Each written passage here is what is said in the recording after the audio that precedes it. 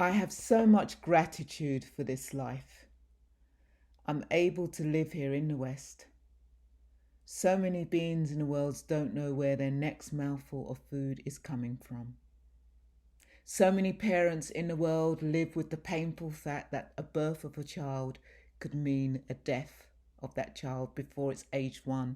So many people in the world don't even know if they will survive the day through fear of being bombed. So many people are refugees fleeing their countries from fear of being killed because of their sexuality, because of falling in love with somebody of the same gender or different class or caste, or because of their political beliefs. And all I have to worry about in my life is my recovery, healing from familiar traumas, and of course, I have to be worried when I walk out on the streets. But how fortunate am I not to have this extra distress of war, poverty, hunger, and extreme homophobia. May I make the most of this precious life. In Buddhism, we talk about the 10 endowments, and one of those endowments is being born in a country where I have access to the Dharma. Another endowment is being born into a human body, having the faculties so that I can understand the Dharma. May I live for the benefit of all suffering beings. And I begin this talk with gratitude because I have so much gratitude for my recovery. I am so fortunate. Often when we have these talks about addiction, we talk directly about the addiction, but I want to talk directly about the gratitude. And gratitude is one of the ways that we can have liberation from the hell realm of addiction. Everyone's recovery is unique. Once upon a time, there was a strong binary opinion of all or nothing. And this is why I have so much gratitude to be able to be born during a time where we don't have to speak about all or nothing, that we don't have to think in such binary terms, that we don't have to think if you don't have abstinence, you are doomed. The argument of harm reduction versus abstinence. So if you go the harm reduction, you're also doomed. Yeah. So I have so much gratitude. Yeah. There is this argument, harm reduction versus abstinence. While this view is helpful for many, it can be a major hindrance for people. If some people couldn't keep their abstinence for more than a month without slipping, and I just want to say that again, there are many people who can't keep their abstinence for more than a month. Yeah. And if they're told then abstinence is the only way and they slip, then this can become an excuse where their mind is filled with facilitated thoughts like, what the heck, I may as well keep on using. Some people were told there was no hope for them, they were doomed. Abstinence is a concept that needs to be explored with each individual in recovery. The teachings of the Dharma make it clear that we are all in training and we need to start exactly where we are. In the raft parable, the Buddha says the raft is useful for crossing over, but not for holding on to. We have to remember this because this body is a raft, and at some point we have to let go of this body. In the same way, abstinence and harm reduction are useful behaviors to help us cross over to recovery, but not if we hold tight to these views, to these concepts. Nobody is doomed in the teachings of the Dharma. What works for one person may not work for another. When you see what the Dharma is pointing to, it's non-dual reality. And whenever we're introduced to a concept, we have to remember it's the finger pointing to the moon. We don't look at the concept and hold on to the concept. We look at what the concept is pointing to. And I began this talk with gratitude, but I just wanted to just let you know, yeah, this is the talk on addiction and recovery, just to let you know, okay? But I want to come back to this thing of recovery, of gratitude and recovery. Yeah.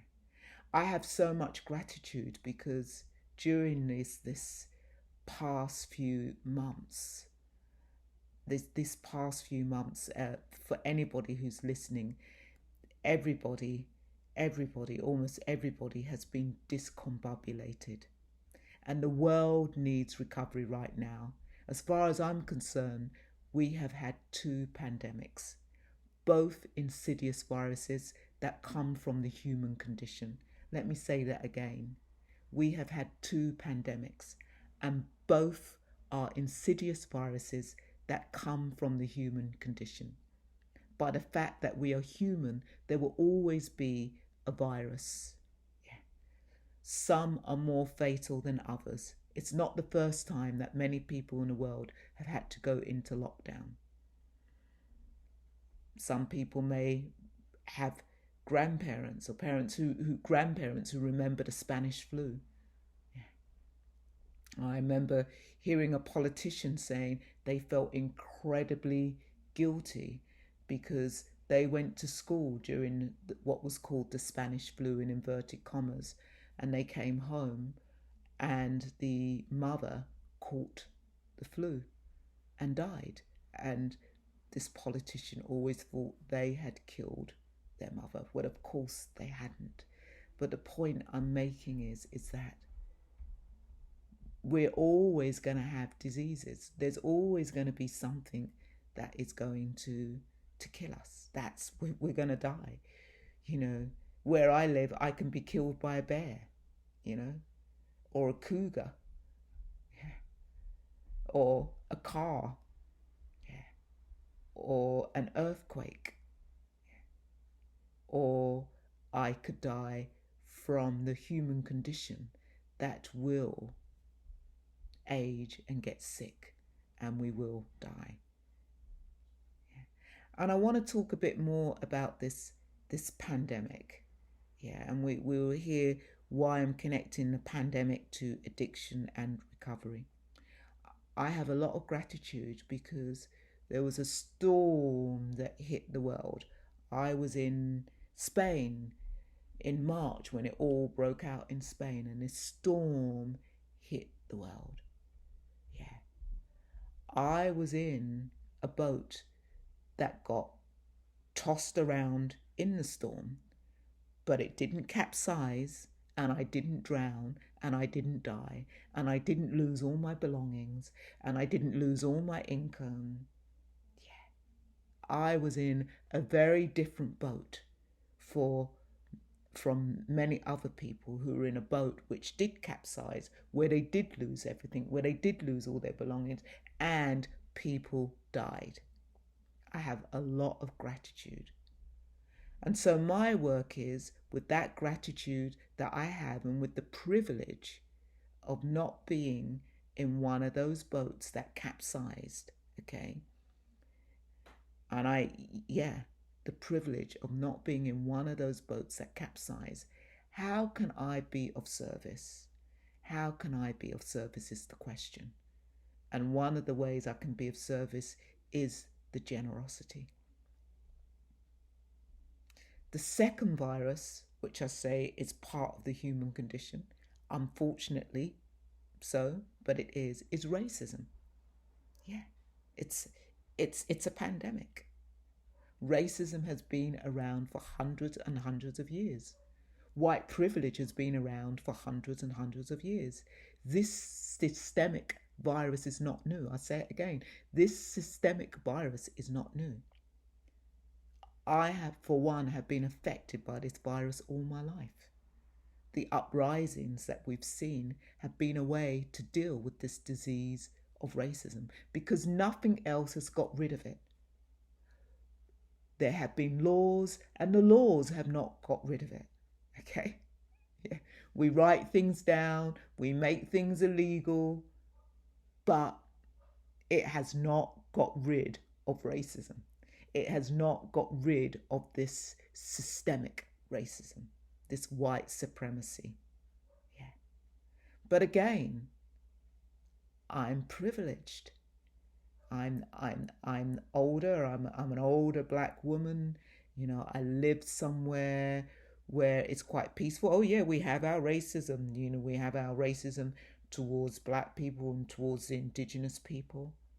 But I'm still in a different boat from those of you who are living in inner cities. Yeah. And I have a lot of gratitude, and what can I do with this privilege? And the reason why I'm connecting these pandemics to addiction is because of fear. When when there's a lot of fear, fear drives people to addiction, just as craving drives people to addiction. In fact, when we have fear, it's so discombobulating that we want to turn away from the fear that actually activates the craving. Yeah. But let's talk about this first. There is a lot of fear in society. Okay, a lot of fear. Non-white people are angry, frustrated, and many of us are committed to finding an end to this virus. Okay. And I say many of us because not all. I use the term non-white people to be inclusive, because not everybody identifies as black or brown or person of color. So, yeah, there are many non-white people who are angry and frustrated. Many black mothers who are scared for their children on the streets, wondering if their children will come home at night. Yeah, yeah. How many of you are in this boat? How many of you? How many of you are in the boat that you have to teach your children how to speak to the police, and you have to tell your children actually the police might not even protect you. Okay, how many of you are in that boat? Okay. Yes, and many white people are afraid too, scared of being accused of white fragility, scared of being told they are addicted to their white privilege. Yeah. Oh yeah, many people addicted to their white privilege. Yeah. So let's look at this fear. Fear is a great word because there's many interpretations of fear if we look at fear as an acronym. Fear, FEAR, face everything and recover. How do we do that? We may ask ourselves. FEAR, fear everything and run. Yeah. Reality can be traumatic, painful, and hard, and many people, when they face reality, they argue with reality and they run because they can't face it. Many of us have to face the reality that as a black person, we can be killed by the police, even if we are submissive, even if we do what the police tell us to do. Okay, so it's not like if we're stopped. Yeah. You know, I grew up in England, I live in Canada now, and we had something called the sus laws, which meant suspect under suspicion. And these sus laws still happen, but they've just been modified. And it was in our language. Sus meant caught you out. Sus, you know, we'd be having a conversation. Sus. It even became part of Black English, the word sus, because we just used to get stopped and searched because we were always this suspect under suspicion. Okay.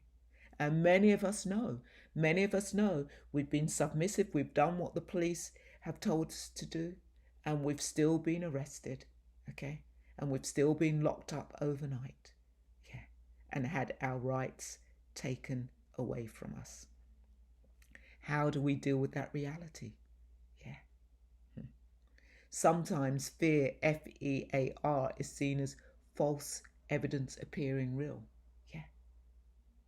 Yeah. And you could say that actually Maybe it's a story I'm telling myself, but no longer is it false evidence. We have the cameras. We have the cameras to just show exactly how we are being treated in the world, how black people are being treated in the world. Yeah. Let's pause for a moment. So, yes, we are at risk of addictions, yeah, during these pandemics. It's inevitable. Uncertainty and fear will drive many people to addictive behaviors. That's the reality. We can be at risk of addictions when we turn away from reality and fear feeling the excruciating discomfort of life. And many of us are in touch with the excruciating discomfort of life. Yeah. It's a really, really challenging time for so many people. Yes, people are always dying, but at the moment, the number of people of dying has cranked up. You know, we're hearing and reading in the news that hundreds and hundreds of people are dying of this, or well, of both the pandemics. I know in 2016, I just couldn't cope. I couldn't cope. I kept on waking up hearing that another black person had been killed by the police. Was the police addicted to killing black people? It's a question. Addicted to their power? Yeah. And some of you may wonder why many of us, and not just non-white people, but all people out on the streets protesting.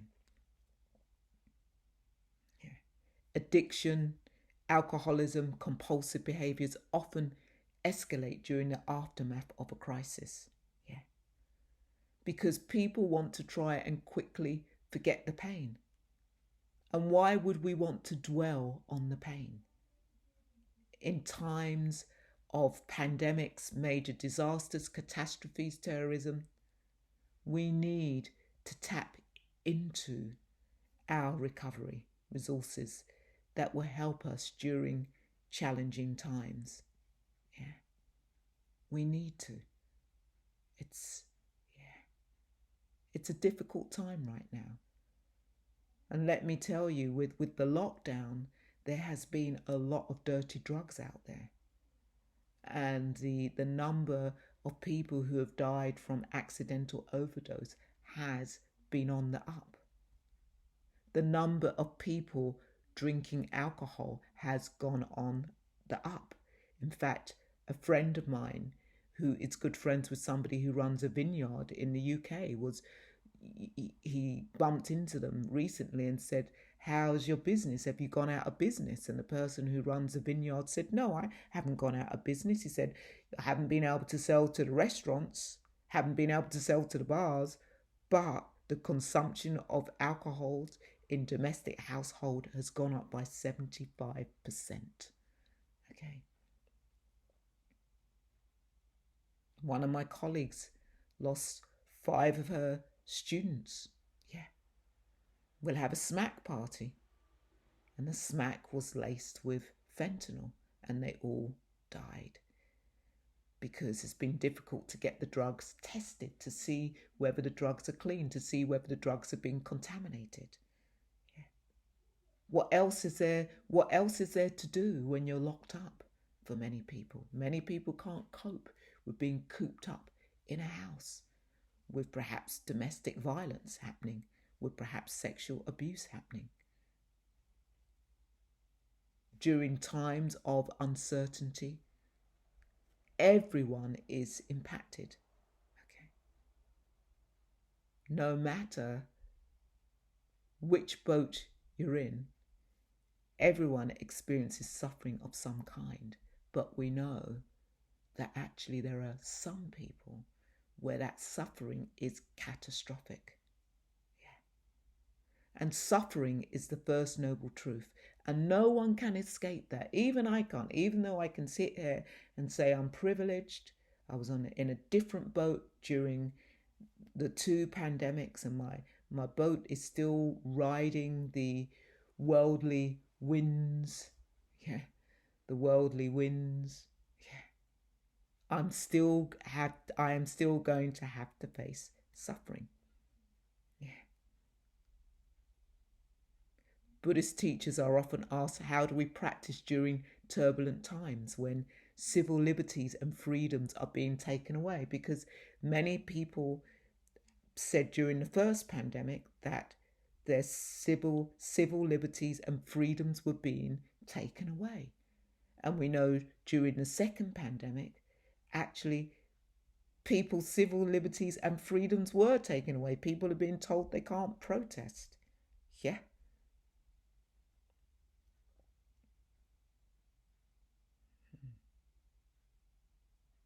Yeah.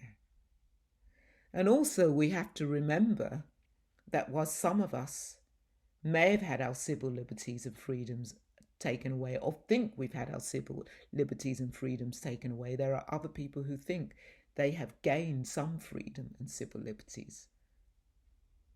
Yeah. That some of these people were perhaps angry when the government of their choice was not in power. Yeah. That actually, you know, we can look around the world and just see who is in power right now. Yeah. And many of us are angry with who is in power. And many of us are angry because some of the people who are in power right now have most definitely taken away some of our freedoms and civil liberties. But for some people who resonate with the people in power right now really think that they have more freedoms and civil liberties.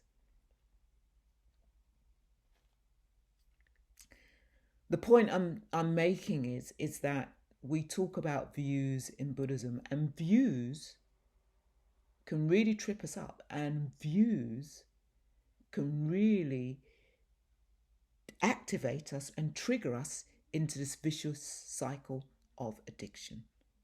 Yeah, because some of us have strong views about what is happening in the world, what happened in our childhoods, what happened in our lives. Yeah, and it doesn't necessarily make it a right view. Many people may think our view is wrong and their view is right. In the Dharma, we talk about having no view. Okay. So I'm not saying that these viruses don't exist, that racism doesn't exist. I'm not saying that, because we have to quote Dogen here. Yeah, Dogen says to study the Buddha way is to study the self. So we have to come into relationship with all the views that we have before we can begin to dismantle them.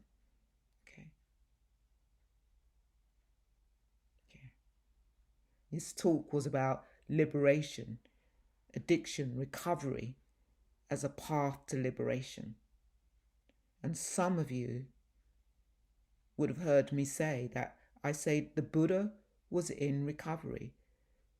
Let's redial that, or dial back on that. The prince was in recovery.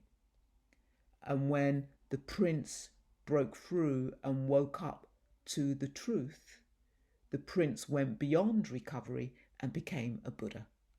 Yeah. And the prince spent several weeks coming face to face with all the views that they had, and in the end, let go, let go, let go.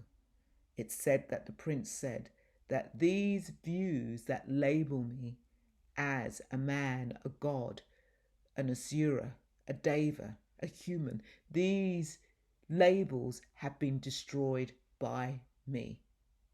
Yeah. So that's really exciting. That's liberation. And how can we destroy the label of racism? Actually, how can we destroy the label of black, of white, of brown, of yellow, of red? Yeah. How can we destroy those labels, these categories, octoroon, quadroon, these categories of how we as non-white people have been categorized, yeah, and how white people have been categorized. Because we know if we go to somewhere like Spain, white becomes darker. I'm white. If we go to somewhere like Mexico, white becomes darker. I'm white. Because many people don't want to be called black.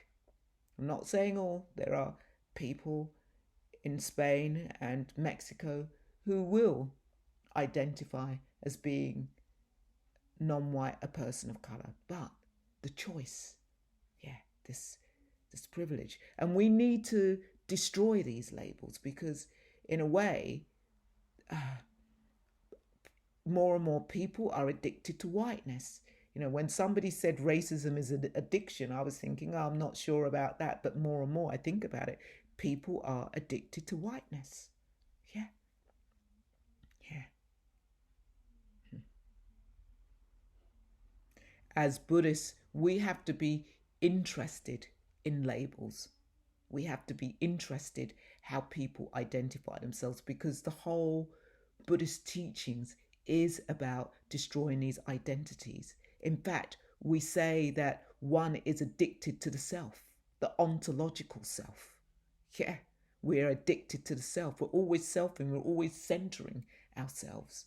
And all of us as human beings have that in common. We are addicted to the self. Yeah. And we have to be interested in this addiction to the self. We have to be interested how we react to uncertain times, how we react to identities. We have to we have to be interested in the uprisings that are happening right now. We have to. Because we know that the rate of addiction, self-harm, suicide can spike during a change of the status quo, during the change of laws, during the change of uncertainty, during the change of uprising, during the change of statues toppling, during the change of getting rid of the Confederate flag.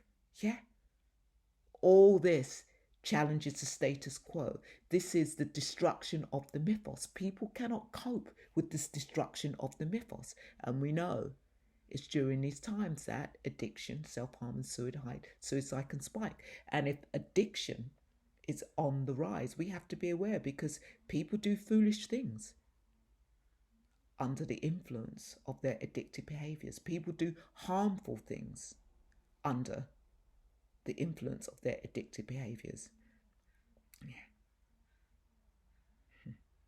And we have to remember that humans seem to have an inbuilt tendency to turn away from discomfort and things that we don't like happening. And we do it by many things. We do it by blame, we do it by denial, self-pity and distraction. And all of them can lead to addictive behaviors. Yeah. All these are coping mechanisms that just fuel more agitation and discontent in our heart and minds.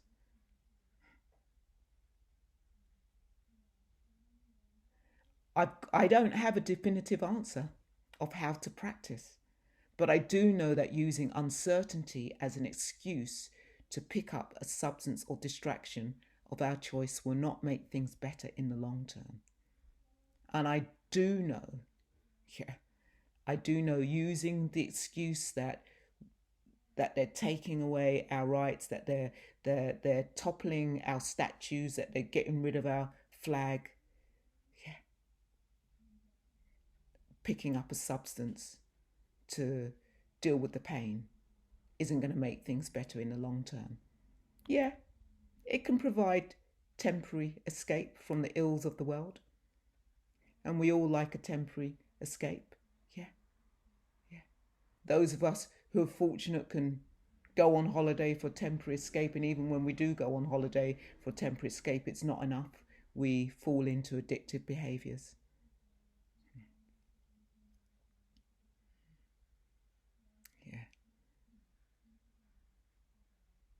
At some point, we have to face our reality. We have to face what's going on out there in the world and inside here, because the revolution takes place here. How painful we may receive reality, the revolution has to start here in the body. That's where it has to start. Yeah. These uncertain times, this time of the uprisings, is an opportunity for all of us to cultivate self-compassion. When we truly touch compassion in ourselves, we will touch the compassion of everybody else in the world. This is the time for us to cultivate compassion. When we step off our cushions into the world, whether we protest, I don't want to call them protests right now, they're uprisings, or whether we march, we can still have compassion. We can still be motivated from a place of loving kindness and compassion when we take part in these uprisings.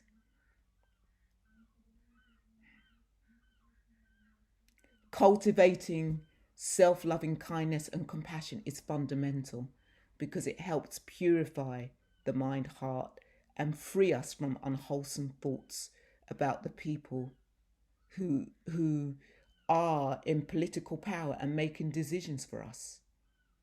It helps us free ourselves from unwholesome thoughts about the police. It's so easy to think all the police are like this. Yeah. But not all the police are the same. Okay. But it's so easy. And I remind us of the Dharma Pada.